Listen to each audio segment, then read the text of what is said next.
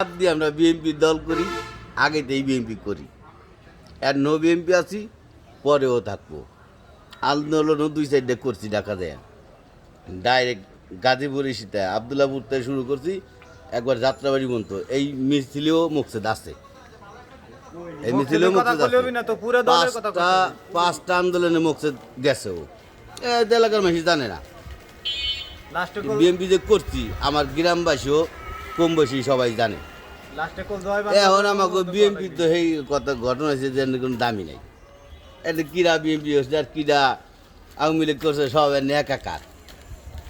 তো এখন আমার আর কি কর আছে, তবে এলাকার শান্তির জন্যই আমরা যাতে সবাই মিলেমিশে থাকতে পারি, এটা তোমার কথা কইলো। এই চেষ্টায় আমরা সবাই ঐক্যবদ্ধ হইয়া চলবো, যাতে এলাকাটা ভালো থাকে। এতটুকুই। ঠিক ঠিক। কিভাবে ভালো থাকবি? এলাকা ভালো থাকবি, বিএনপির যারা নেতাকর্মী আছে সবাই এক জায়গা হয়ে তারা পরামর্শ সবাইকে যাওয়া যেভাবে চালান যায় ওইভাবেই করবি। মারামারিগুলো করণীয় কি? এর নিরাপত্তা কি আছে? মারামারি করণীয় পুলিশ প্রশাসন আছে, আফা আছে, আফা যেই নির্দেশ দেয় ওই নির্দেশ মোতাবেক কাজ করতে হবে।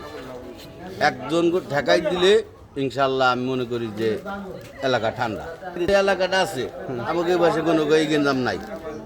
আর আমার ৩২ সেন্টার বিশেষ করে আগের থেকে বিএনপি সবসময় পাস করছে। হয়তো এই যে সরেশা সরকারের জন্যই তারা একভাবে ভোট কাইটে নিয়ে পাস করছে, ওইটা আলাদা সাবজেক্ট।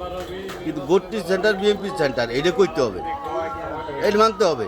৩২ সেন্টার বিএনপি সেন্টার, এইটা আগেও বাস করছে, এখনও বাস করবে ইনশাল্লাহ।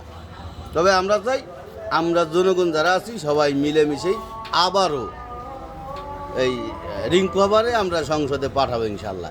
মারামারি যারাই করুক তারা যেন আমার এই ভিডিও দিয়ে তারা একটু শান্ত হয়, তারা যেন আর মারামারিটা না করে, তারা ভালো হয়ে যাক ইনশাল্লাহ, আমরা ভালো থাকবো ইনশাল্লাহ।